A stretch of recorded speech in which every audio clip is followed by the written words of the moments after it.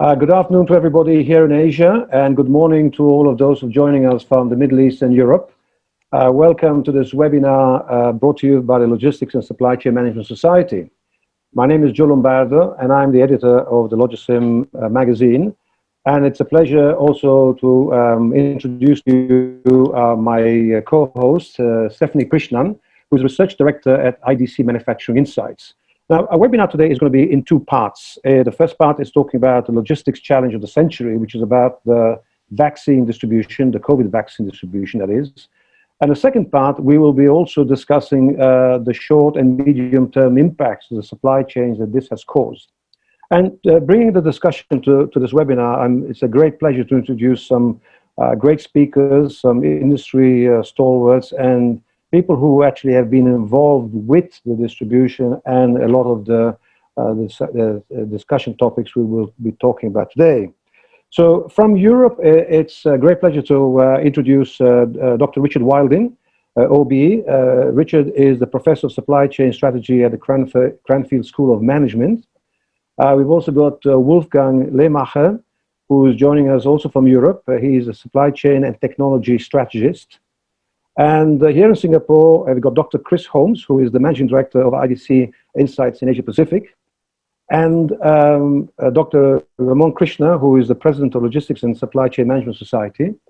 And I've also got Michael Coombe-Seymour, who is a consultant with the World Economic Forum. Gentlemen, welcome. Stephanie, welcome.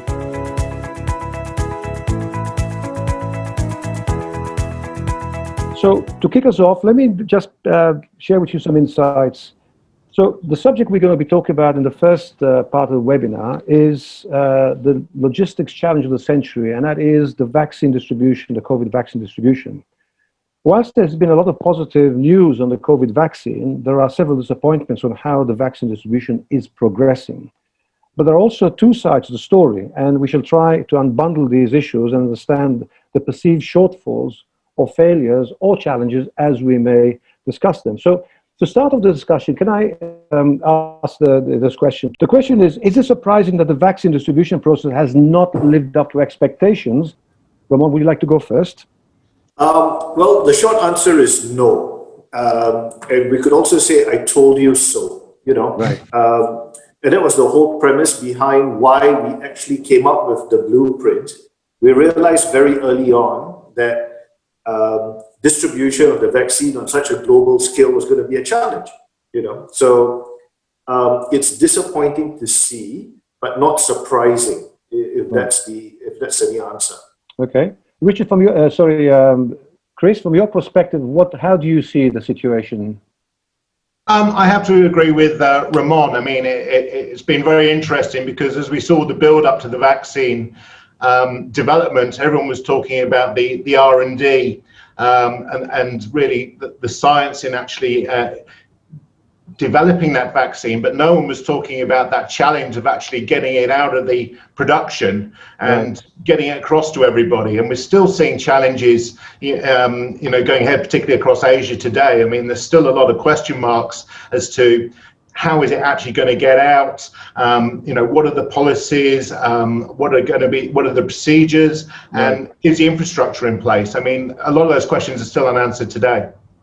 But Chris, do you think the expectations were unrealistic? That the expectations that were maybe hyped up beyond the capabilities of what we had in the marketplace? Well, hindsight's a wonderful thing. And I mean, you know, as Ramon said, we told you so.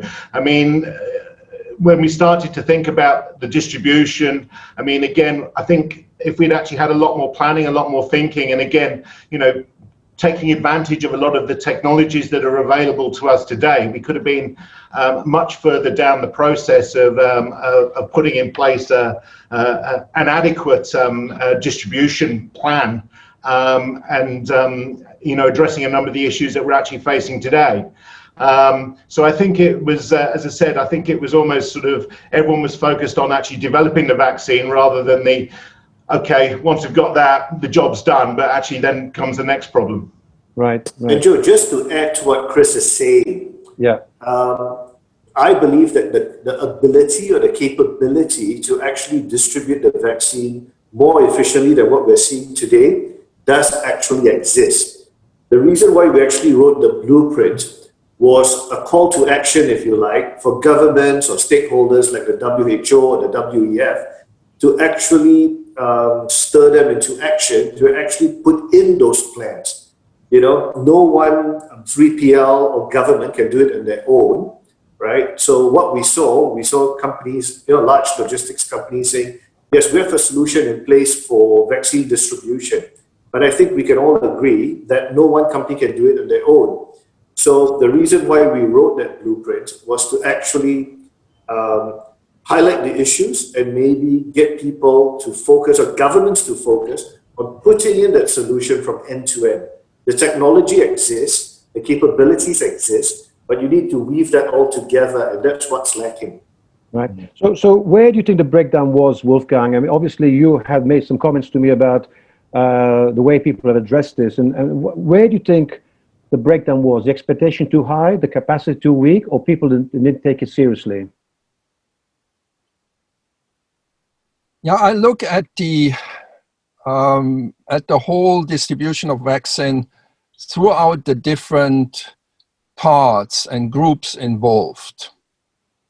And as it has said, it's a complex endeavor of multi-stakeholder groups.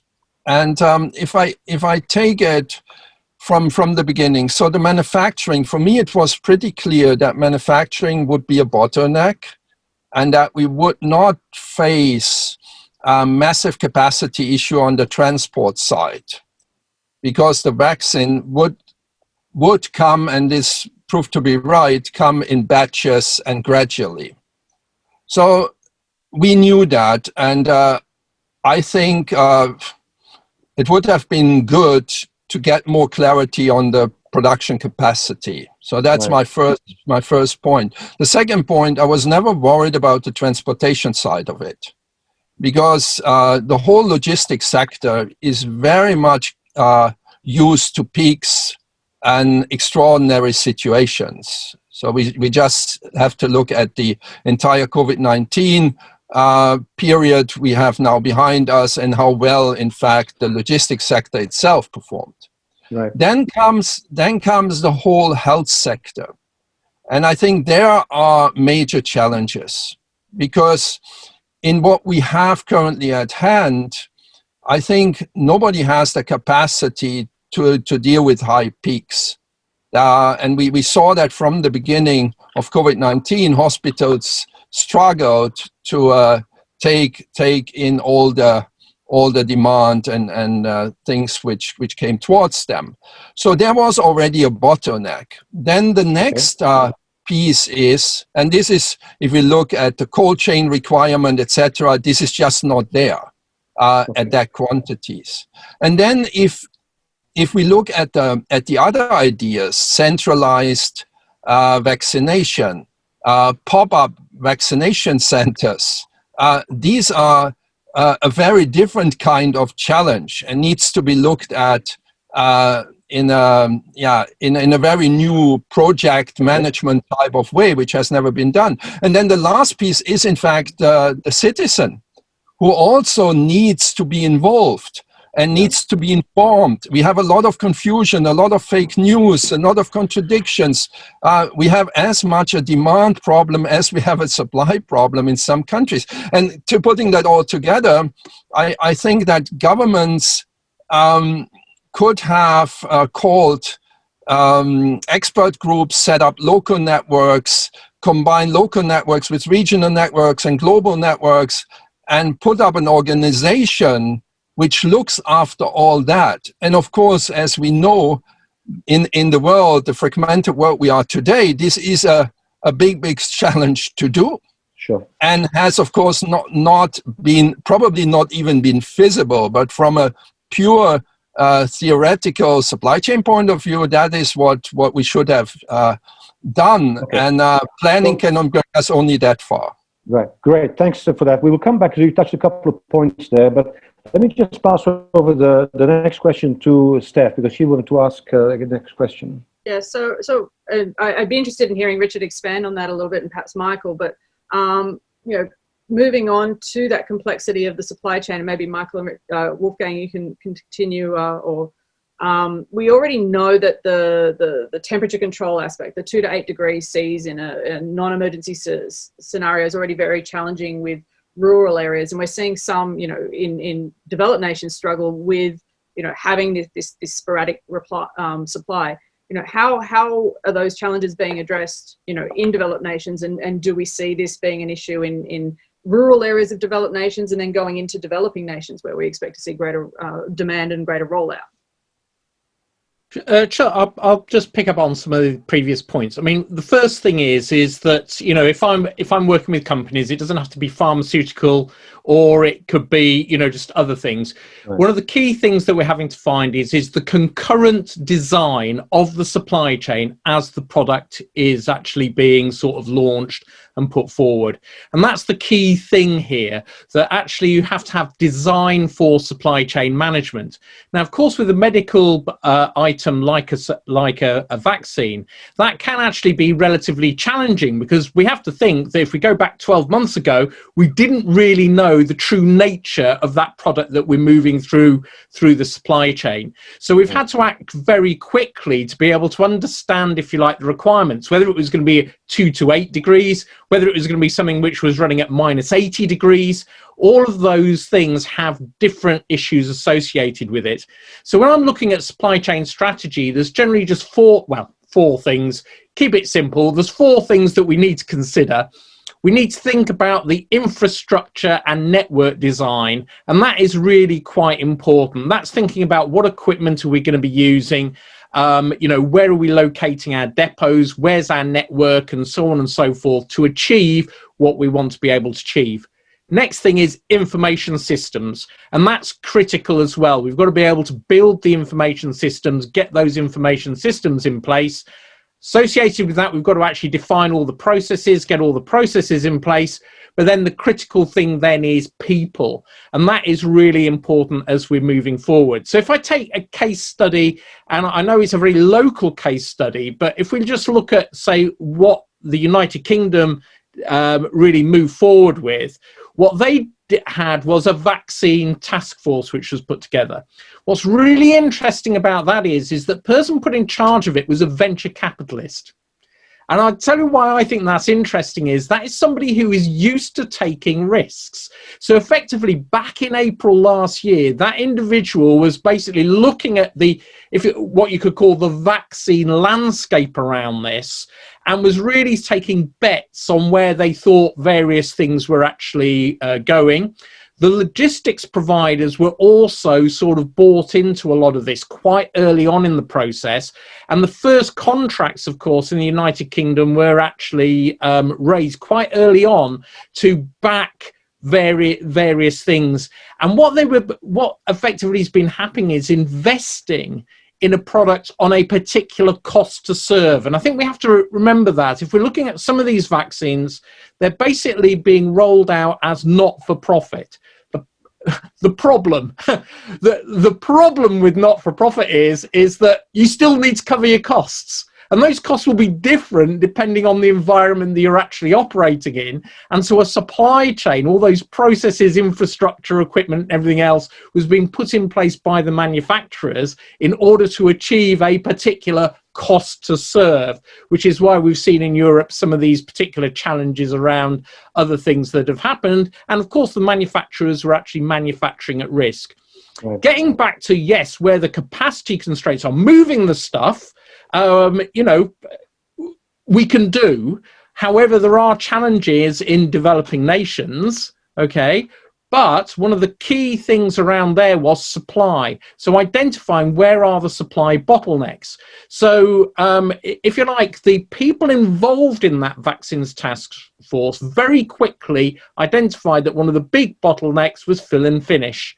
And so they went and bought all the capacity in part of the UK for particular fill and finish activity to be able to secure that capacity, and also work very hard with the various providers to get that there. But one of the things that we often overlook, we talk about the distribution of those little vials. And by the way, there's another bottleneck there. There's really only about 2 or 3 glass manufacturers globally, you know, the main glass manufacturers on that particular element of it.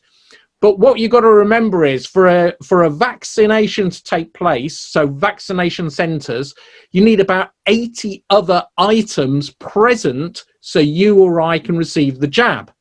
So that's not just needles, syringes, it's things like cotton wool balls, alcohol wipes, even a chair might be useful. So actually managing all that becomes quite a challenge. So the multi-stakeholders, you're absolutely right. This really does become important. So at the moment, because in a way we're part of a ramp up on the supply chain, at the moment, you've got the military, you've got the public sector and the private sector all having to collaborate very, very tightly to make this work. So it's a bit like a well-choreographed ballet. And of course, because we've got a new supply chain, there are going to be teething problems. Yeah. You know, at the end of the day, the processes are being defined and everything else, and people are discovering things. I've got friends who are working in vaccination centres, and they start off on that learning curve, and they're very pleased if they can do, maybe in an hour, maybe 12 jabs an hour. And now they're up to, you know, in our local one here, they're up to sort of literally they're doing 1 a minute in our vaccination centre, because they're starting to develop the processes. They understand how to get people in, they understand how to get it out there. And of course, really what we're talking about here in the UK, it's not just about people going to a vaccination centre. You've also got this whole issue that we're having to go mobile as well. So if you think about the channels, it's a bit like, retailing. I've got, people can come to my physical store and receive a vaccine, but also I've got to actually do home delivery effectively as well to be able to achieve this. So when you look at all that coming at you, that's where the problems are. And hey, we're only, you think about the approvals on these things. AZ was only approved in the UK on the 30th of December. The Pfizer one was only approved in the UK in very early, I think it was about the 2nd of December. So those supply chains have had to evolve incredibly quickly. And we're still in that ramp up. And what we've got to get to is that steady state. So in the coming months and weeks, we're going to see steady state, but it's the same in manufacturing. Right. Manufacturing are also having to basically learn as they're going along and develop those processes as we would find with any product. So, I mean, that's just a bit of my perspective on some of the challenges, but we've got to think through process, infrastructure, equipment, information systems, and then getting the people mobilized. And we've got, I mean, literally in the UK, volunteers everywhere. And, one of the things, a little doctor's surgery in Cornwall, they did over 1,000 jabs in a day, in a 24-hour period, which actually, when you look at it, it's more than, I think it was 3 European nations combined, on that day. So we've got some real challenges, but it's that coordination of relationships, I'd argue, that is one of the critical things here. Richard, that's absolutely correct. This was a very complex challenge because, as you said, the manufacturing side, the supply side. But Michael, with your experience at WHO, distribution of vaccines has always been challenging. There's always been issues. Why aren't people in your authority asking experts? I mean, we've heard Richard talk very passionately about the planning issues, the complexity. Why aren't people in authority asking for this expertise, or even people in the supply chain distribution? So, Joe, I think, this is my personal opinion, but the World Health Organization is a guidance. They can't tell countries how to run their operations. So it's a partnership between the WHO and the governments of the local countries. I mean, obviously, COVAX was set up to address really the 20% on the equitable distribution of vaccines across the poorer nations. And unfortunately, COVAX has been underfunded and it hasn't got off to the start that it should have. I think COVAX vaccines are starting to arrive now in the poorer nations.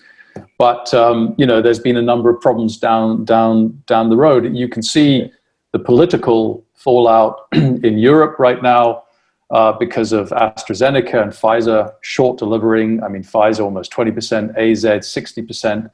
And it's become politicized. It's no longer a contractual discussion. There's risks of export bans going, on EU manufactured vaccines. That will affect COVAX as well, because obviously they've hedged their bets on a lot of these vaccination countries. But I think, to Wolfgang and Richard's point, I see this rollout as a three-phased approach. The first phase is what I call the rock star approach.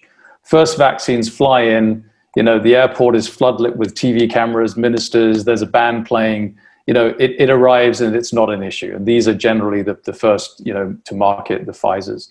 I think the second phase will come into effect once there's more pharmaceutical companies producing. And then the third phase, and this is really the challenge, is really when we're trying to get to the last mile. Right now, as of today, we've got about 101 million people who've received the vaccination. It's a rate of 4.2 million vaccinations per day. But 90% of those are all in industrialized countries. 30% in the United States, where you don't have customs, you don't have these issues. The big challenge will come in 2 or 3 months down the road, when we need to get to every last village around those poorer nations, if COVAX gets the funding. Yeah, but Michael, we know already today, and I'm sure that Wolfgang and Chris can attest to this, that even in non-emergency scenarios, the distribution of vaccine is a challenge, let alone when you're in an emergency, short supply, very complex storage condition, travel conditions. So what it tells me is that the industry or the world is not ready, or not really as mature as we think it is, in distributing vaccines. Is this an observation that is fair or not? I would slightly disagree, Joe. I mean, UNICEF, which is tasked by the United Nations to distribute all vaccines for the WHO and UNICEF. UNICEF already distribute 2 billion vaccines a year, and they do that very well. They have partners, that are major logistics companies who manage this very well. And in my capacity right now as working with the World Economic Forum, we have daily calls with these massive logistics companies, and they have been doing an enormous amount of planning to get to this. Again, the challenge comes really on the in-country distribution, because often the logistics company are tasked to bring the vaccines into the country to the government distribution centers, and that's where the challenge is, in-country, and that's where we need more help. Okay, so Wolfgang, we can come back a moment to your side, and I want to bring Chris in this as well, is where really are the failures and the shortfalls of the distribution? Because there are complexities we know, but again, is it because we don't have the capabilities? Is it because the people aren't addressing the issues, or there's too much politics involved in the whole game? I agree with Michael. There's a lot of weaponization of vaccines, right? It's really used as a political topic, which is very disappointing thing. So that's one thing, and doesn't help. The second is, I think it was very clear, but maybe not digested. And I think the blue book helped to make at least that point, that the dimension of the problem we are having here, or the dimension of the challenge, requires extraordinary measures. So if I look at 100 million vaccinated people, this is nothing. This is nothing on a global scale. So that should have been clear. I think Richard put out very interesting numbers, so you can calculate how many volunteers you need, how many centers you need to set up to get people vaccinated, let's say in a year. And a year would be a dream. We are talking probably 1 to 3 years to get the majority of the world population vaccinated. Yeah. So I'm picking up on your point, Wolfgang. I think this is really important to recognize. So if we're just looking at England, the figures are 206 active hospital sites are involved in this, 50 vaccination centers, these are the big drive-through things, 1,200 local vaccination sites, and that includes primary care. And they're even because we've got in-store supermarket pharmacies, because they've got clothing areas which you can't buy because we're in, it's only essential products, as it were. They're clearing those to enable people to actually receive vaccinations in that. And that's just looking at, if you like, a UK perspective on this. And if you then take that and start rolling that out globally, if you're looking at volunteers, over 80,000 people have had to be brought in, and you've got to actually look at all those volunteers and everything else. This is a massive undertaking for any nation, and that's why if you're going to do it, you've basically got to put some resource and generate some enthusiasm behind it, just to get the people mobilized to be able to do this. It's so important. And maybe, Joe, if I just respond to that, that is where the dimension plus the politicization becomes that much of a challenge, because we don't need planning. I don't think that we need planning. I don't think that we need organization. What we need is mobilization. The country should have mobilized whatever they have. Every company should be ready, like it is with COVID in Singapore, right? There is a playbook, a checklist, what every company needs to do. So use the companies, use the retail outlets, use the hospital, use everything you have to be ready. Whether you use it or not, but get ready, get mobilized, and then focus on the capacity. And that means the production capacity. So get the capacity ramped up as quickly as possible and mobilize the last mile. And there is no real mobilization. If I look at a quick estimate, I have always the impression that 50% of the world population still thinks that it's not a real thing, that it's not important, that it's not dangerous. That is that explains the difficulties if you want to create that enthusiasm Richard is speaking about, which is the oil. The oil of the mobilization. That is where the thing I think went slow and didn't reach the momentum which we need. Chris, can I bring you into this discussion about supply chain planning and supply chain expertise? Because clearly we talk about the science of vaccines. Let's talk about the science of supply chain.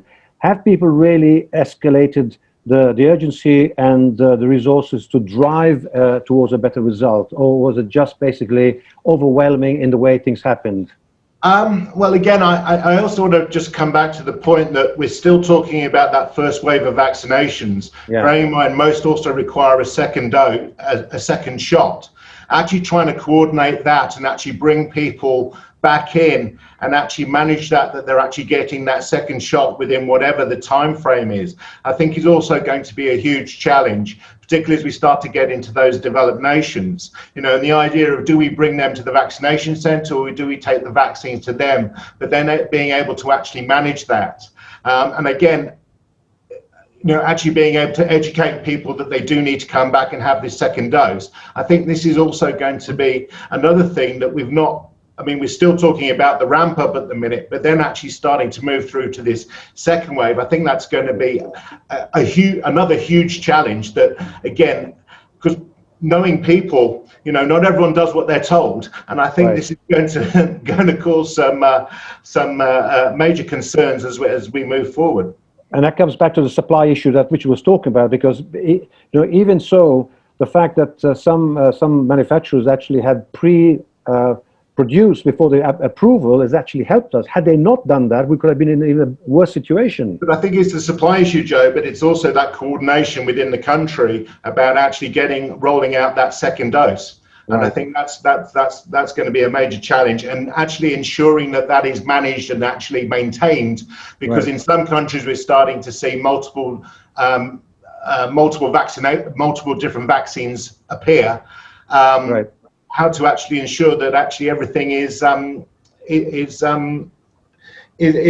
integrated and you're actually getting the right second dose. Okay, let me just take a I think it is interesting because, we're looking at the press today. One of the big things that the UK, of course, is very concerned about is the South African variant, which means that the vaccines are still very, very viable. However, they're not quite there. So, but what they're actually talking about now is that you're going to be having an annual booster jab. Yeah. So this isn't something that as soon as everybody's had their jabs, it's going to go away. Oh, no, not I think at this all. is going to be Not a at all. rolling situation. So Yeah. it's going to be like the flu jab in many countries and so on and so forth. Yeah. Really, we're going to have to invest heavily in putting the infrastructure in to actually achieve this. And actually think of the societal consequences of this, because this isn't going to come free. A big chunk of the GDP, that's going to be the situation. Either we do that, or society has to actually accept a completely different risk profile and life expectancy, which is actually a very political type of decision to actually take. Sure. If we go back and look at in sort of 1917 and so on and so forth, society just got on with it, but a heck of a lot of people died. And we have to ask, do we have the appetite for that type of thing? Yeah. Richard, I'd like your point about investment in additional infrastructure, which we'll come back to later on, but I'll pass on to Steph because we've got some really good questions coming from the audience here. We've got some great ones coming through, and I guess this one's kind of related to that. So it says, where the last mile distribution seems to be the issue in developing nations, what role is there for large global logistics entities to assist developing governments with capacity building or mobilization? Do you see any role for this, gentlemen? Yeah, well, it's already happening. Yeah, I think, yeah, that's happening. I like to comment because that was a missing piece in the puzzle, which I didn't mention. We could have also a volunteer force going from door to door and doing the vaccination, right? So then the logistics challenge is to supply those volunteers. And another element I think we haven't touched upon is the whole training side. I think we have to build up capacity, and that's another challenge. Training in which area, Wolfgang? What do you mean by training? The vaccination. We need to train the volunteers in the social dimension, emotional dimension, and beyond the technical skills. Right. So and I think that's interesting because, this is, if I'm just looking locally in my local town here, that is something which has been taking place, that, people are volunteering for this. And that you've got the technical skill sets, and they're having to really learn very quickly a caring profession. So these are people getting mobilized, getting involved, and doing that. And it's not just about that technical skill set. Right. It's also about that the soft skill set for dealing with some people who are quite fearful. The empathy side over some of these things, and are in very vulnerable groups of people. And we have to remember that the strategy in the UK has been to vaccinate the most vulnerable first, of course, which is quite right, to protect them. But that means that you need training to be able to deal with that part of the community. Yeah. So I think that's an interesting question, Joe and Steph, if I can add to that. The question was, what role is there for large global logistics entities, right? Mm-hmm. I think we can all agree that there's certainly a role for them to play. But is it in their DNA to actually do this when there's no commercial benefit to them, and to collaborate with smaller players in country? I really don't think so. When you look at all the solutions that all these large companies, I can think of so many names that large logistics companies, let's leave it at that, are saying that, oh yes, we have a solution in place. But A, they're being paid handsomely for putting those solutions in place. And B, it's only a solution that company ABC is able to provide, not company ABC acting in concert with company XYZ and WEF. Right. So, is there a role? Yes, but it's not in their DNA to actually collaborate and cooperate. That's my thinking. Well, we're starting to see it with companies like Amazon. They put and it's not entirely selfless. There are other benefits to it. So there is potential for that. It doesn't necessarily have to be, a paid thing. They're after, increasing their reputation, capital, etc. So I think it depends also on the DNA of the company. I think there are some companies that are very collaborative. So because these big logistics players had always challenges to capture the smaller market segments, and some have developed very successful partnership models to do that. So these approaches would need to be transferred, and again, to make that happen, we need mobilization. We need a sense of solidarity, at least on the national level, and a consensus that is a serious situation. And there is another. Wolfgang, who should lead that solidarity? That solidarity, where does it come from? Because no one's going to take initiative, like Ramon said, unless there's something driving that. But I don't think that the private sector can drive that solidarity. So it has to be government. It has to be a government sector. Because private sector is competitive. Right. So that's always in the way of such ideas. It has to be. It's not only government. There's government. There's supra-government. The WHO, and I haven't worked with the WHO, but yes, can give guidance, but also can pass on messages all the time. I'm so fascinated about the UN and the head of the UN, and so putting out in the hourly new messages of solidarity. I think we need more of that. There is another interesting question, which is the self-vaccination, another missing piece. I think it's worth, I'm not an expert in that, but of course that would be fantastic.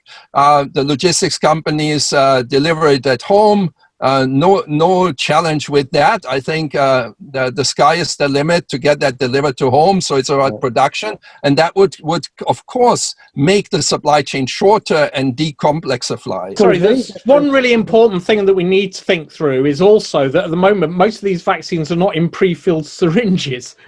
These are in vials, and if you think about the flu vaccination, they're already in pre-fill. So, one of the key things is to think through, we need to get pre-fill. I think there is an interesting case study of, if you like, logistics providers getting involved. So DHL, we had something in the UK called the Ventilator Challenge, and this was to actually manufacture ventilators last year. So they build 20 years worth of ventilators in just 12 weeks. And basically what that involved was setting up 7 large-scale manufacturing facilities, and DHL set up a parallel end-to-end supply chain in 8 days from 4 locations with 120 people, team members actually involved in that. And if you look at the warehousing space required on that, it was equivalent to 3 football fields, 11 million components picked, and 40,000 cases delivered, just to actually make that happen. So that was something which was mobilized and part of, but this was consortiums of companies coming together to make this work. And once again, that energy, that enthusiasm, and just getting that engagement, which I think is really important to make this whole thing work. But self-vaccination, as Wolfgang is saying, is feasible, right? I mean, diabetics have self-vaccination. Is that not possible? It's a possibility.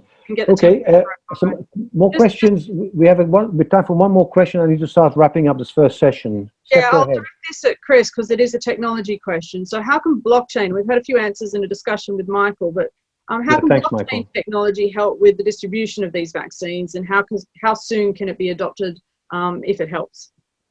I think that blockchain is not the ideal tool, but that's my personal view, because we are talking about a centralized approach, very controlled push. Blockchain is a peer-to-peer technology, so I don't see that working ideally. You can always tweak technology that it somehow works, but I think it's not a natural fit. And I would like to make one key point, which we haven't also which Richard brought up, but we haven't really elaborated. My idea when I thought about the problem was to set up first a platform that creates transparency. So the digital element, the digital system, because that would drive it all. Supply chains today are driven by information. So there should have been a major push for setting up the vaccination ERP or whatever you want to call it, but a system where people who want the volunteers, the health sector, the logistics, everybody had the obligation also to register and put their information on it. I think that would have helped. So for me, if we go down that path, it's not about blockchain, it's about ML, it's about machine learning, artificial intelligence, powerful analytics, which would be needed then. And I still think it's not too late, because another point Richard made, which is extremely important, COVID-19 will not go away. I would love to see that go away, but people have also to understand that this is now our new context of our life. And Richard, I think you made it already very clear, but I want to reiterate, because that also justifies any late investment. So it's not too late, because we have all our life probably. I hope it goes away in 2 years or 3 years, but I think I will have that Unlikely. until the end of my life here. Yeah. Chris, can you come in? Yeah. Chris, can you? So I was going to say, I mean, we do see the value of blockchain, particularly around that lineage and integrity piece, around sort of bringing that together. But again, I think it's going to help us with that traceability and that visibility. But also remember, as we start to get into that last mile as well, we are going to see challenges in actually getting that data back as well to that centralized repository. You know, and it's something we face around the archipelagos across Southeast Asia, Indonesia, Philippines. Anyway, just actually being able to have that connectivity. So I think it's all about getting that data. So anything that's going to help us to actually do that, at least at this outset. But then, I tend to agree with what Wolfgang said, is that if this is going to be the next normal, then actually getting that platform in place and starting to think about that centralized approach to actually managing this, I think is going to be key. Right. Okay, gentlemen, I have to wrap up because time is running out. So I'd like to really finish this discussion, which has been an extremely good discussion. There are many points we've not taken up in detail, but maybe we have to have a follow-up in the future. But if we could just imagine, 2020 vision, looking back 6 months, what would we have done differently? What should have been put in place to avoid this maybe a delay, complaints, chaos, failures, shortfalls? Can I start with Michael? Where are you, Michael? Start with you and work across very quickly your takeaway thoughts about a 2020 vision looking back 6 months. That's a long that's a long answer, Joe. I think what we should have done, and it's going to sound very poetic, but we should have worked closer as a global community. There's still today, where millions of people are dying, there's still politicization of this virus. Pharmaceutical companies are not sharing the recipes. The governments are squabbling over supplies. We should have been speaking to each other a lot more. That's a good answer. I like it. Working more closely as a global community. Thank you, Michael. Wolfgang? Yeah, the technical one. We should have run scenarios, because also we need to keep in mind that, for example, I was of the opinion that vaccines would not come out that quickly. So, and I think a lot of other people thought it would take the usual time, which is about 1.5 to 2 years to get this out. But this time we broke probably every record. So a bit of better scenario planning and put numbers and get a better feel on the dimension we are dealing with. One thing. The other thing, which is a big idea, I think we should have discussed the vaccine as a common good. Right. So because although there are a lot of issues with not-for-profits and common good, but looking at the magnitude of the challenge we have in front of us, that would have justified extraordinary measures. And building on what Michael said, the disclosures of everything which is related to that, to make as much progress as quickly as possible. Excellent points. Chris?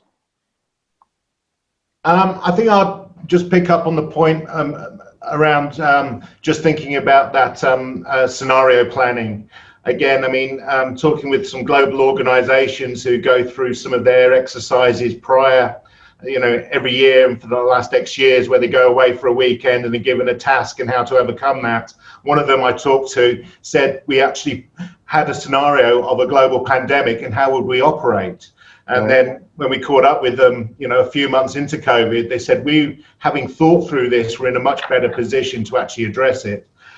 So I think that's where I would actually come from, as well as I suppose there's also, I think, more sort of government mandates and policies as well as to how to actually prioritize and how they're actually going to manage it within their countries, because I still see there's a major challenges there, and especially as we get into that second dose. So it's basically about readiness and preempting and scenario planning, which is something that we're not very good at. Okay, Ramon, and I'll leave the last one. Well, at the risk of sounding controversial, Joe, I would have thrown out the rule book.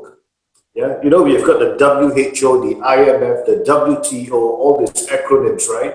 Right. None of them don't even talk about how effective they are in the normal scheme of things when it comes to free trade agreements and capabilities, etc., etc. But none of them actually have the ability or have experienced something of this magnitude. So you're taking these rules and trying to apply them to a scenario that no one living on the planet today has ever done, encountered, or has experienced doing. Right, so a new paradigm shift. The paradigm hasn't been invented, it has been now. Okay, so basically paradigm shifts, throwing out the rule book. Richard, the last word to you. Yeah, I think one of the key things is if we look back 6 months, bureaucracy destroys innovation. Right. You know, at the end of the day, what we've got to be able to do is to recognize that we've got to concurrently design our supply chain with any product. So, you know, those supply chain professionals need to be part, even at the stage of, you know, people doing some of this experimental stuff. I think that's going to be critical. Think through location, location, location. And quite simply, what I mean there is you've got to think about the network and the flows in the network. Which countries these things are moving between and so on and so forth, and position things in countries that are going to allow for, if you like, free trade of various things without the bureaucracy of what's going on. I think that's going to be really important. And then just finally, collaboration with all stakeholders involved. Excellent. Okay, gentlemen, thank you very much for that. It's really been a very challenging discussion. Obviously, we haven't only touched the tip of the iceberg there, and there's a lot more things we can talk about, but your insights, your summaries, your thoughts are really very interesting.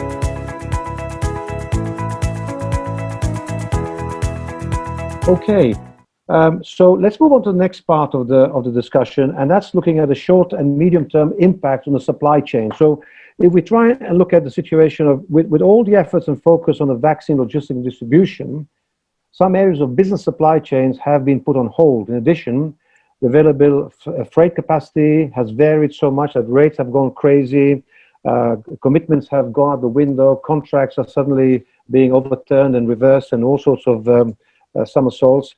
So the discussion what I'd like to take further is, can we imagine a scenario when COVID restrictions are lifted and everyone wants to start shipping? How will the industry cope with the business upturn? And this is something that is really should be on everybody's mind, because they're not thinking about it at the moment. But once the floodgates open, there's going to be all sorts of things. I'm hearing already comments in the marketplace that shippers are being forced to sign contracts which are not very favorable. There are price hikes. There's no discussion or not much negotiation, etc. Chris, can I start with you on this point? Because I know that you are involved in a lot of these areas. Can you maybe start off the discussion? And I'd like to bring Stephanie on this one as well, because I know Steph's also quite updated on these points. I think I'd probably come at it more, Joe, from a comment that we've actually started to see a lot of the manufacturers across Asia, in that we're starting to see a lot more focus / interest in actually starting to diversify the manufacturing base.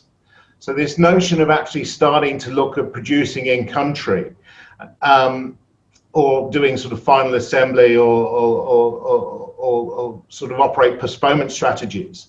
Yeah.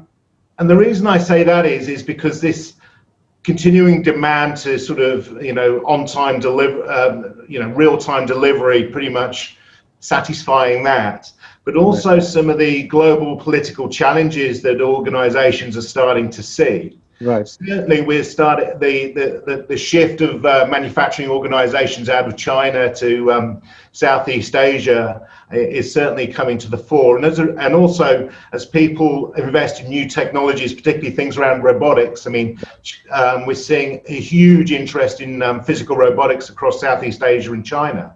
Okay. The cost of manufacturing starts to, well, the cost of producing in different countries starts to reduce. So actually, I think we're going to see a change to this manufacturing strategy going forward, where not everything will be coming from a centralized production. Right. Thanks, Chris, for the opening remarks. Let me bring in Richard and then Wolfgang, because I know they're on a time constraint. So Richard, I know your focus very much on strategy, on tactics in terms of the supply chain. What is your view, and where do we see shippers or businesses having to reposition themselves in the post-COVID scenario? Well, there are a couple of challenges. I think just picking up on the previous point, what we're actually finding is very much a drive for onshoring. If you can't do that, you're wanting to nearshore. And if you can't do that, you're wanting to multi-shore. Okay, so in other words, so what are the forces pushing the nearshoring or onshoring? Because clearly, well, basically, it's some of the challenges with trade, which we're actually seeing, but also very much so supply chain resilience. So, one of the things which the last 12 months has revealed to all organizations is that global supply chains can, at times, be incredibly vulnerable.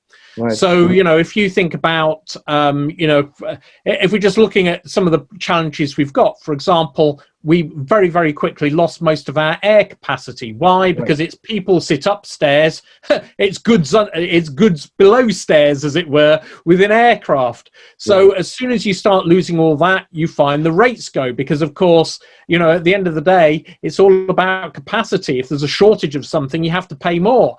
At the moment, we've also got, the way I share it with my students is, we've got a sort of a supermarket trolley scenario with shipping containers. And what do I mean by that is basically you need the supermarket trolley by the door of the supermarket. The problem is that all the trolleys have ended up at the far reaches of the car park, and there's nobody there to bring them back to the supermarket door. So what we've got is containers just sort of all over the world, and actually they need to be where the production currently is. So I think that, all these things are actually driving, if in terms of supply chain resilience and thinking through supply chain resilience, this is actually meaning that we're having to reform networks, as it were. And we're finding that, going back to what I was talking about before, we're having to readjust the processes. We're having to think through the networks, because now, the cost to serve on our existing networks, which worked in the old normal, no longer work in the new normal. So we're having to adjust the networks there. That therefore means all our information systems need to be adjusted as well. Exactly. And it means the skills of the people. So, Wolfgang, now clearly resilience, risk, cost are all factors about reshoring and moving manufacturing, rebalancing. But where do you see the tipping point in terms of the speed at which it will change, and what will be the motivation to actually take faster transferring of manufacturing? But some manufacturing you can't move overnight. For example, I come from a semiconductor background, and you can't move a factory within 1 month. It'll take you 2 or 3 years to move it effectively and keep the continuity. So what will be the tipping point at the end of the day, Wolfgang? Now, the first thing is, which comes to my mind when I think about that, is what does it mean reshoring, right? I want to have my factory where my market is. So if I'm a US company or a European company, do I want to bring everything to Europe and then ship it back to Asia where most of the consumers are? Just a provocative question. So I think we need to understand the global context, a rising Asia, a much more inclusive world.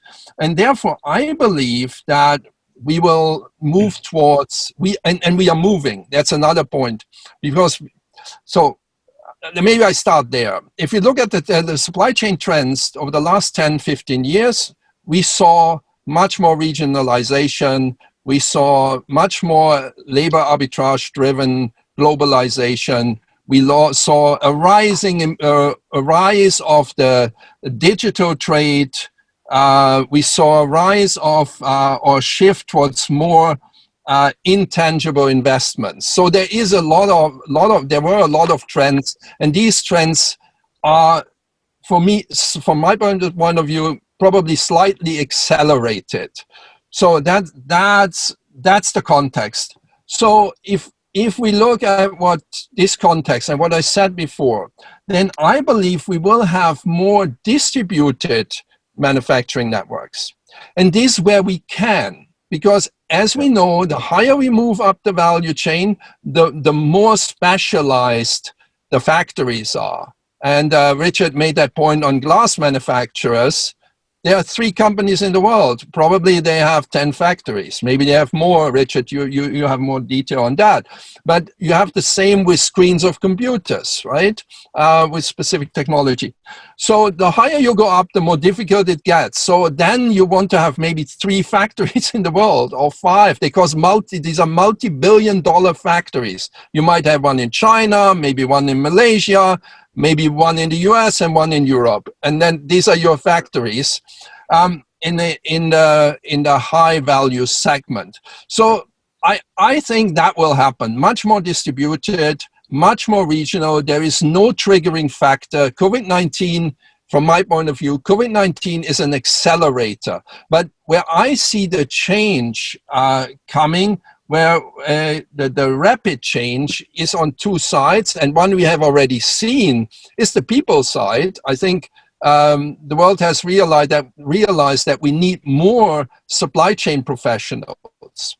So I see the teams enlarging. So that's great news for Richard and other academics, because we need more academia to train these people. The next thing, where it's of course another area of my passion, is the whole data side. So we will see an enormous uptake of digital technology to create more visibility across the supply chain.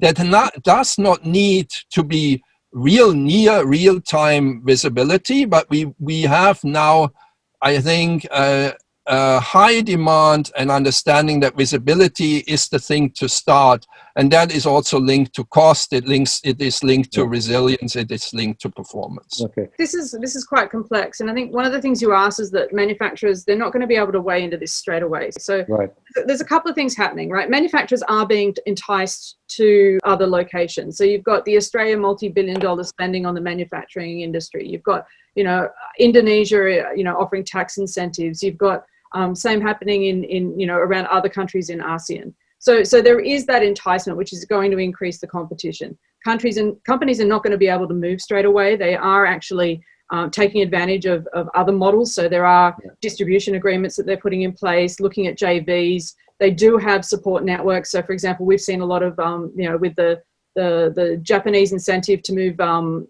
companies out of China. We're starting to see a lot of companies move to Indonesia, for example. So there's a great Japanese network there. So they're taking advantage of these networks and actually building up that infrastructure over a period of 12 to 18 months. Now, what's resulting here is that, we've also got the other side of the coin where you have COVID has put pressure on lean. So we are seeing buffer inventories being built up. As a result, there is an increased demand on warehousing space. We are seeing that companies are benefiting from putting in visibility and collaboration in place. So as a result, they are seeking to use these, post-COVID and go into opportunities where they're going to be able to build up these capabilities. So there's a few things in play here. I don't think it's just a simple, we're going to go for that sort of thing. And one of the data points that IDC is actually saying is there is a tendency to go towards a distributed factory network model, where we are actually going to see increased nationalization of product manufacturing, especially in industries such as pharma, food. We are seeing it in medical devices. So there is going to be this push towards that, and that's something that we're actually seeing in our data. I'm not saying that the world is not changing. I'm just saying the changes have been coming to us over the last 10, 15 years. It's more regionalization. All the incentives to get manufacturing into a country is not new. We have seen that over the last 50 years, right? So that's just my maybe let's say comment is we shouldn't expect major new supply chains coming up. Samsung went to Vietnam already 13 or 10 years ago. right? About 2013. And now it's Apple. So all these developments were on the way, and some of them are accelerated. That's my point. Can we come back a moment to the focus? Because I think, and here I want to bring in Ramon at this point, because we're talking about what are the short-term impacts and what's the medium-term impacts. The medium-term impacts could be repositioning factories, reposition manufacturing, but which is difficult in some industry. But the short-term is very likely to mitigate risk and resilience, is to create more hubs, more inventory, more pipeline, which means there's going to be a demand for more multimodal movement around, mitigating costs through sea freight rather than air freight. And this is going to create a big congestion in the market once everything starts opening up. Ramon, what's your view, the way you see it? Well, I'll look at it from the perspective of rates, Joe. I think for the rest of the year, we're going to see really huge volatility in freight rates, especially around air freight. Yeah, because there's no capacity coming back online anytime soon. I saw in the chat that Agnes, I think it was, suggested that what about using charter flights to increase capacity? Certainly, I mean, that makes absolute sense, right? So, but we're still going to see very high freight rates. However, the positive thing for air freight is not going to be the 400, 500% rate increases that we've seen in 2020. I think this year is going to be a lot more manageable. Why? Because supply chains simply cannot afford that anyway. Okay. So it's still going to be a lot of volatility, but not as extreme as we saw in 2020. That's for air freight. Right. For ocean freight, I think with the positive news with the US elections, with the simmering down of tensions, hopefully between China and the US, we're going to see those supply chains rebalancing. So what was it that Richard said? The supermarket trolleys that are at the far ends of the car park. We're going to see that rationalization around grey boxing, around container repositioning back to the load ports where they need to be. So will rates be as volatile for ocean freight as well? No, but not anytime soon. I think it's going to start to regularize for both air and ocean around June this year. If I was a betting man, that's what I would bet on. Yeah. Okay. So going out into the market to sign service contracts. Right. In terms of warehouse capacity, there's always going to be that imbalance, even with if there was no COVID-19, there's this increase in e-commerce interest, and that means you're going to need more hubs, DCs, etc., etc. So rates are not as volatile in that area. There is still strong demand, right? But that's how I would see it.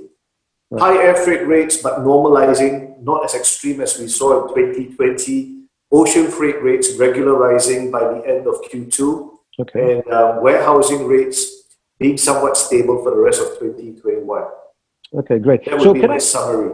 Thank you, Ramon. Can I ask the IDC team, Chris and Steph, about what should shippers be doing? Clearly, technology is something that's lagging in many parts of industry, but now becomes even more pertinent that they should embrace technology in scenario building, planning, building up the visibility, because clearly the capacity may not come on stream because carriers may not want to invest in infrastructure and capacity if they can't see the market coming there. And many shippers are quite immature in terms of the visibility they have of the cargo available. So what's the message to shippers in planning the capacity, looking at the demand, planning the network? Where do you see the main focus now? I'll start with Chris and then the question goes to Steph as well.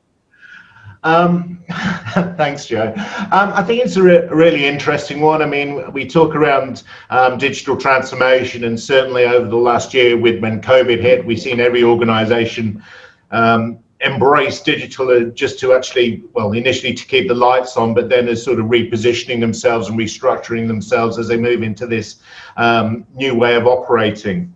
And right. I think when we start to think around from the technology perspective, one of the things that we're really seeing come to the fore is this notion of this digital twin, this simulation, this model as to how the supply chain is going to operate moving forward.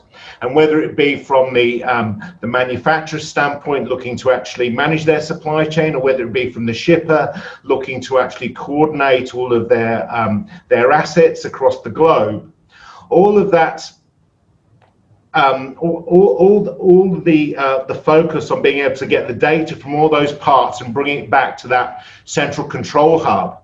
And once you've got that, then you can start to simulate, you can actually start to manage in real time as to what's happening, or near real time, but you can also do the scenario planning around that.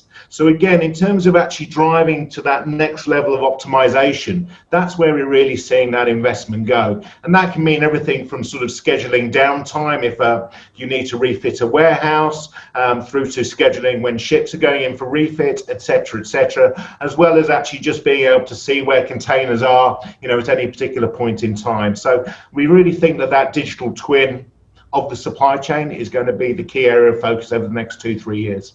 So, but Chris, so what you're saying is the shippers must up their game in embracing technology, in the planning, the tools. But have they got the capacity to do it? Have they got the interest? Do they know what they don't know? And they need to do something about it. That's the question that we need to actually drive forward. So again, I mean, the question of do you know what you don't know? Certainly, I think my boss in the US always used to start his presentations, particularly over the last year, with, Mike Tyson famously said, everyone has a game plan until they get punched in the mouth. And I think this has been that for all organizations, because you suddenly went into work one day and actually you couldn't get into work. You had to go home, and then you had to try and run your business. And so it's forced people to actually adapt and change. And one of the other quotes we got from a company we were working with, they said, we've seen 2 years of digital transformation in 2 months. It's not a question of, it would be nice to do it, it's we have to do it. And I think one of the things certainly we can learn from the last 12 months is speeding up that decision making, embracing the technology, and really starting to leverage the data that we're actually collecting and actually use it.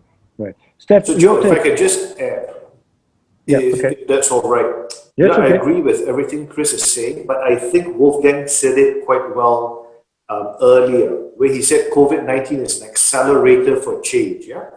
So yes, you've got the future of digital twinning, you've got all that cutting edge or bleeding edge technology. But last year, I worked with 2 companies. One was a $6 billion Japanese company, and the other one, believe it or not, was a $4 billion US company. And both these companies do not even have barcode scanning in their warehouse, right? And they don't run a WMS. So yes, there is digital twinning, robotic process automation, artificial intelligence, etc., but these are multi-billion-dollar global companies that don't even have barcode scanners. Sure. Right? So like Wolfgang said, COVID-19 is an accelerator that we're seeing that is forcing us to make this change, not so much just the paradigm shift, but just getting the fundamentals in place, expediting or accelerating the process. Okay, thanks, Ramon. Steph, can I have your view on how shippers should be preparing themselves? I mean, obviously we've heard Ramon and Chris make the comments, but what else do you think they should be doing in the perimeter? So one of the things, there's a couple of drivers here. One is the wanting to batten down the hatches and survive. The other is being, and ensuring business continuity. The other is making sure that we get our costs under control as part of that. But then companies are looking at what is happening with the competition. Now, some of the numbers that we're seeing with IDC is not just showing that it's accelerating change. It's actually, there's a clear split, right? So there's about 2/3 of the manufacturing companies that we have surveyed, and it actually might be closer to 70 or 80%. But the large portion of them are starting to invest in this IT. And it's not the sort of hard infrastructure that spends that, we see servers. It's investing in cloud. It's investing in capabilities that are going to increase visibility and allow them to be able to connect with other organizations. And agile systems. Allowing them to have agility in their decision making, which is very different to agile and lean and those sort of things. I just want to make that distinction there. But there is a group of companies that are saying, no, we're not going to spend in IT. And, you talk about, there are, multi-billion-dollar companies, Ramon, Kodak was a multi-billion-dollar company, and, there are multi-billion companies that don't do too well because they fail to adapt. And I think what we're seeing in these IT spending numbers is that there are companies that are going to be accelerated, to bankruptcy because they are failing to adapt. There are a lot of organizations, as I said before, with, that are taking advantage of collaboration, They are taking advantage of the visibility that is available through systems, and they're going to make a go of it. And you're going to end up with a very clear distinction between the haves and the haves not from a digital and data perspective. And I think that's going to make a difference over the next 5 to 10 years. Okay, interesting. Thanks for that. So let me bring Wolfgang in now on the carriers. Clearly, the carriers have all been bitten very badly. Freight, air freight, sea freight. There's been a lot of blood shed because of assets on the ground, investment, etc. How do you think carriers are going to restore capacity in the market? What will be the new model? Will they still be owning assets, or will it be something different? And what are we to expect? Because Ramon said earlier on, freights are going to go up, but maybe not as violently as they were in 2020. But something's going to change. They're not going to go back to what they did before. What do you think is going to be the new model in the carrier capacity coming forward? I think it goes mode by mode. What I see in ocean, I believe that the ocean carriers have found their model. I don't believe that rates will go down significantly. It's the first time that we saw that they voluntarily reduce capacity. So I think they have, and that was already becoming clear during the trade war times, they have now found a way to deal with volatility and make sure that they bring in their profits. Hapag-Lloyd just announced their results, amazingly good, in line with expectations, and we know the stories of others. And of course, there are always the good ones and the struggling ones. But those who are in the leading group definitely will continue the way they navigated 2020, and all the negotiations which have been mentioned by or before, they indicate that. So they have a strong position. On the airline side, it is much different. So I would in airline, I distinguish those who are very much into e-commerce, so the UPS airlines, the FedEx airlines, the Amazon airlines, which are big airlines, right? And they are booming. Definitely, COVID-19 is an accelerator of e-commerce. Oh. Those who have cargo airlines have also seen good days. The struggling ones are those who have passenger cargo combination. And of course, the most hit are the pure passenger airlines. But if we go to supply chains, I don't see the COVID situation easing this year that much. So which means we have about 40% of air capacity grounded. I don't see that going up in the air. So again, so also there I see a continuation of what we have now. In there, and then there are trucks and trains, and it's interesting to see that we have now trucks running between Asia and Europe to make up for some of the shortfalls in capacity. Yeah. Okay, that's great. Time is running off, and we need to start to wrap up. So I'm going to give you all a challenge. The wrapping up thoughts. I'd like to give you again, like previously, your statements. What do you think are the top 5 game changers in 2021 for supply chain?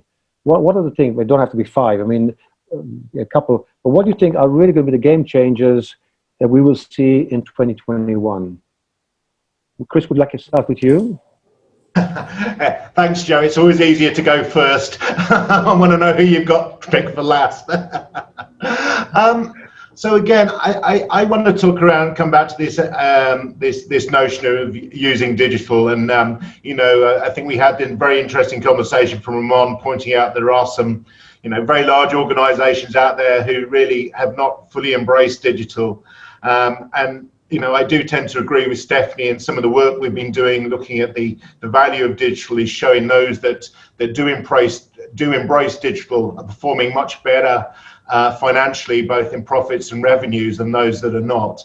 So I Right. do think that this shift to embrace digital technologies are going to be key, you know, and we can talk about it from actually whether it be manufacturing or in the logistics providers, where you actually start to, you know, gather the data, you start to optimize, you know, everything from what's happening within the four walls of the factory or the warehouse, but then also take that and start to look across the supply chain. Okay. And again, that focus on visibility and that digital twin. So I think that certainly, I think this year is going to be one of the things that's going to be that game changer. We expect to see a lot more roadmaps. Do you see anything else as a game changer other than digitalization?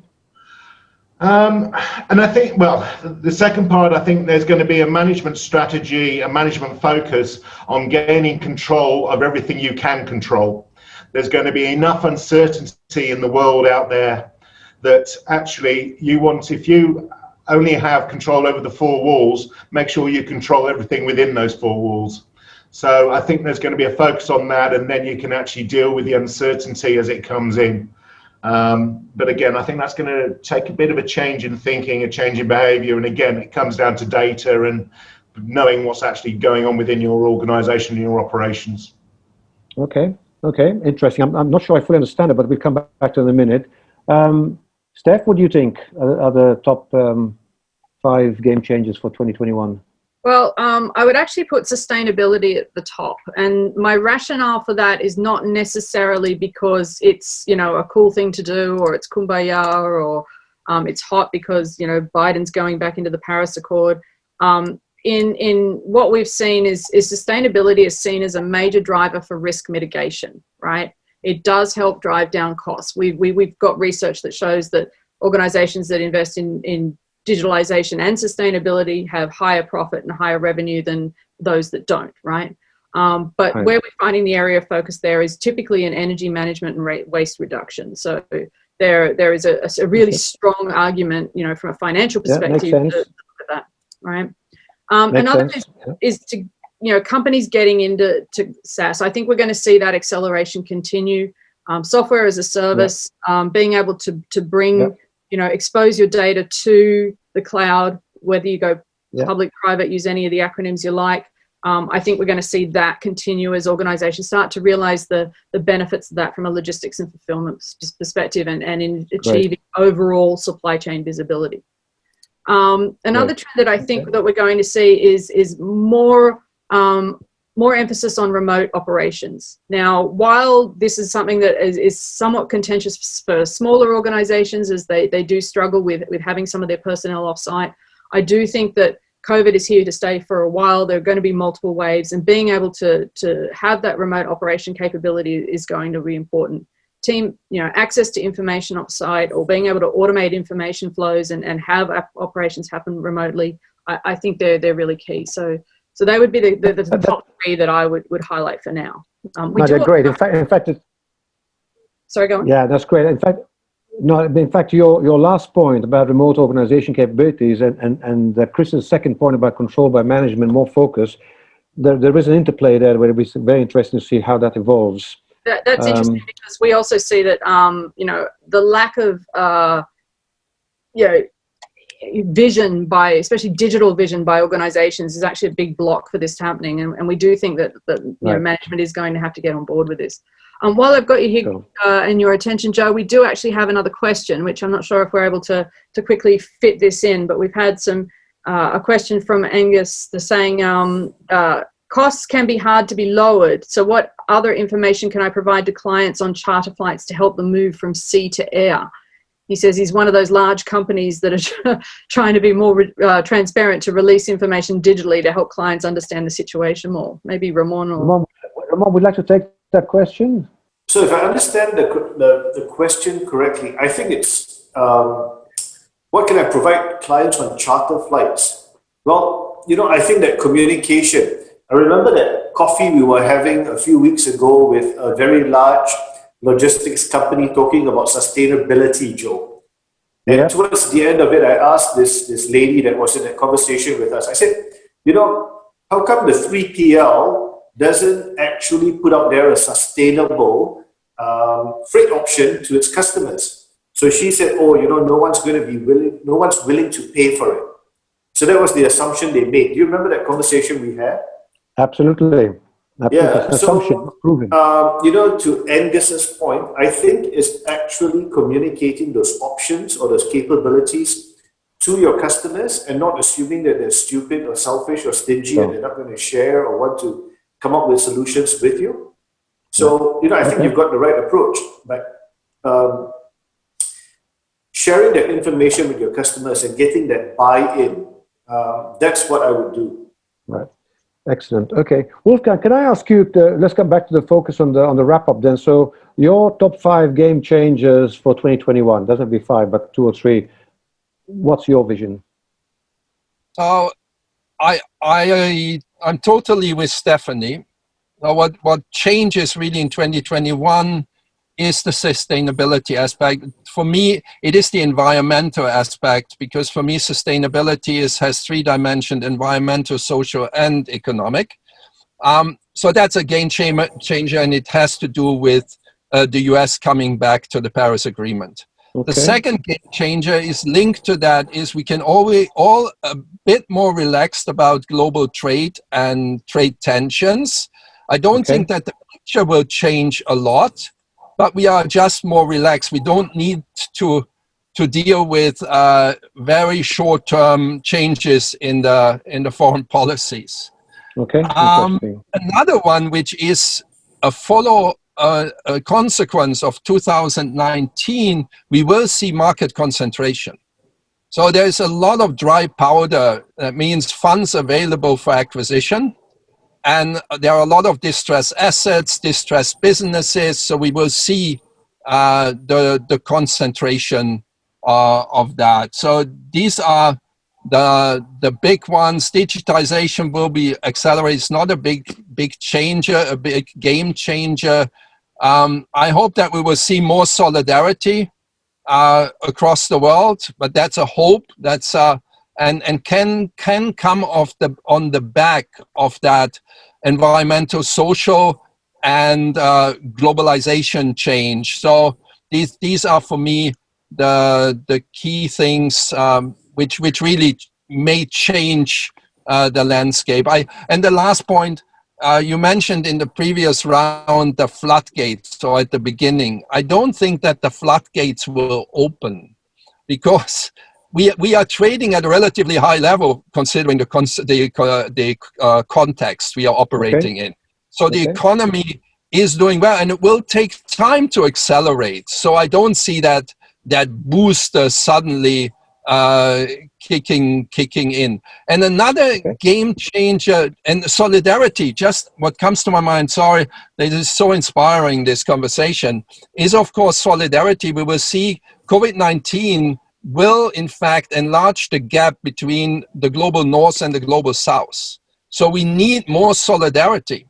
So we need to overcome the current situation. And another thing, what we will see this year is, of course, a even bigger change or difference in dynamics between East and West. While the West still is projected not to grow tremendously, we will see China and particularly Southeast Asia growing quickly, which is also not a game changer, but it is definitely an area to watch for companies, for all companies, whether shippers or logistics. Okay, Wolfgang, just a question: the market consolidation. You talk about market concentration and distressed companies and basic consolidation. How much of this do you see in the supply chain industry, in logistics and supply chain carriers? Is this happening faster in other industries because it was greatly hit? Do I see that in the different pace in the supply chain industry than in other industries? I think we have to look into segments where whenever it's about e-commerce, I think that larger companies will buy whatever they can to build their position. So it is in fact a mix out of the distract targets and the differentiating targets, so which have unique technologies, unique methodologies. So it's high time for e-commerce startups in supply chain to get started or scale if they want to exit. Thank you, Wolfgang. And the last one is Dr. Ramon Krishnan. Your top 5. You've put me on the spot now, because Chris, Stephanie, and Wolfgang said all the good stuff. Only the best for the last, my friend. Okay. Well, I see a few things, a few changes in the game, if you like, here. One is this concerning balance of power that shifted from the shipper to the service provider. And we're seeing that evidenced by rates that we see in the market. I'm not saying that the shipper should control or call the shots, but going the other extreme as well and having the service provider dictate how the market behaves is a bit of a concern.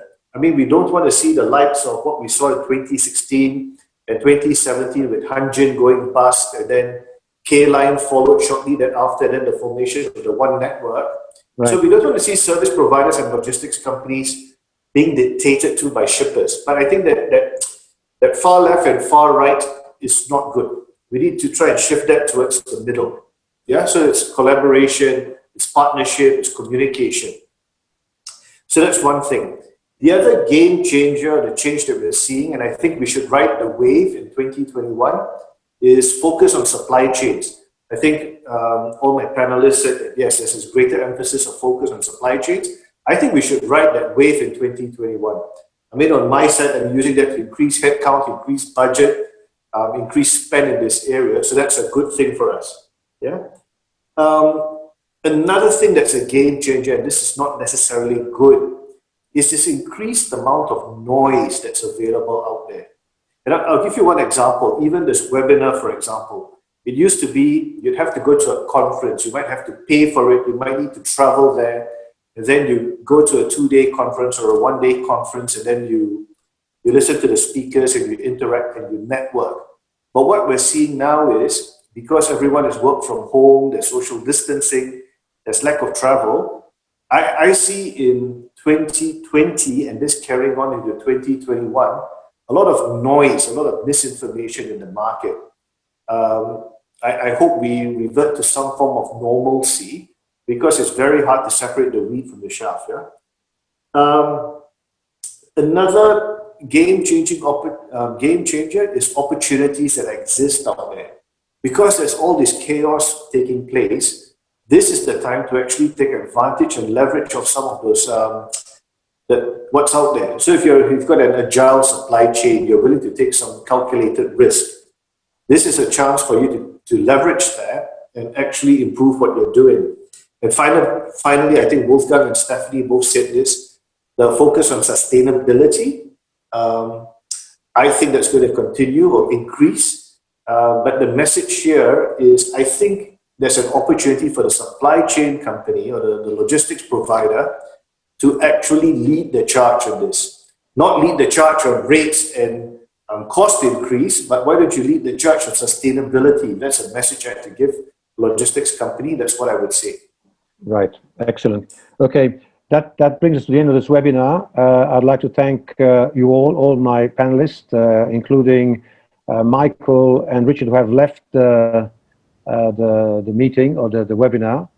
Thank you, Chris. Thank you, Wolfgang, for connecting from Europe. Also, thank you, Stephanie and Ramon. It's been a great discussion. Thank you to all the audience, all those who have participated, connected from near and afar. If we haven't answered your questions, we apologize, and we'll try and get back to you with some answers. Thank you all very much. And so anyone wants to actually download the blueprint and have a read, it's really, really a very interesting document. It's a lot of hard work gone into it. And it's been really an eye-opener for many people. So thank you all very much. Thank you to the audience. Thank you to each and every one of you. Have a good day. Stay well and stay safe. Thank you, everyone. Thanks, Joe. Thank you. Thanks so much. Thank you. Thank you. Thank you. Take care, Wolfgang. Take care. Great discussion. Thanks, everyone, and the audience.